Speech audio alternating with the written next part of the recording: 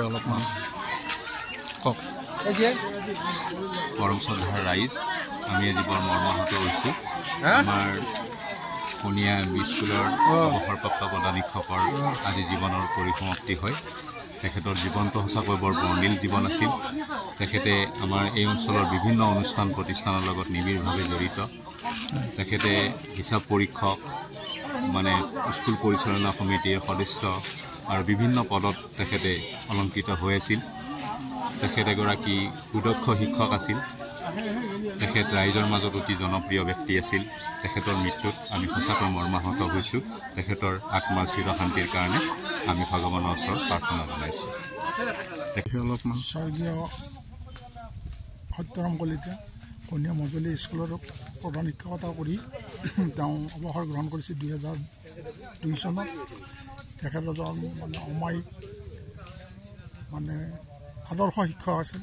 যদিও মই জনাত আদৰ্শ শিক্ষক বঁটা পোৱা নাছিল, গতিকে আদৰ্শ শিক্ষক আছিল আৰু অতি জনপ্ৰিয় আছিল এই অঞ্চলত। সত্য মাষ্টাৰ বুলি ক'লে মানুহে জানে আৰু শ্ৰদ্ধা কৰে, ভক্তি কৰে। গতিকে তেখেতৰ আজি যোৱাকালি সন্ধিয়া বিয়োগ হয়।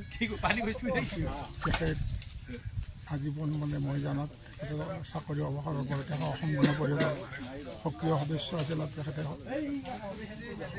অসম গণ পৰিষদৰ লগত আমাৰ প্ৰাক্তন মন্ত্ৰীৰ লগত ওতঃপ্ৰোত বা ঘনিষ্ঠ সম্পৰ্ক আছিল। গতিকে তেখেতৰ আজি বিয়োগত গোটেই অঞ্চলৰ ৰাইজে অতি শোক প্ৰকাশ কৰিছে আৰু শোকসন্তপ্ত পৰিয়াললৈ সমবেদনা জ্ঞাপন কৰিছে। আৰু মই নিজে তেখেতৰ আত্মাৰ চিৰশান্তি লাভ কৰক বুলি আৰু য'তে থাকে তাতে সুখ শান্তিৰে বাস থাকে বুলি মই ভগৱানৰ ওচৰত প্ৰাৰ্থনা। শাৰীৰিকভাৱে অসুস্থ হৈছিল নেকি? তেওঁ আজি কিছুদিন কেইবছৰমানৰ পৰা, বেছি বছৰ নহয় যে অলপ শাৰীৰিকভাৱে অসুস্থ অলপ আছিল। যদিও আছিল উঠি ফুৰি আছিল ঘৰৰ ভিতৰতে বা চলি আছিল।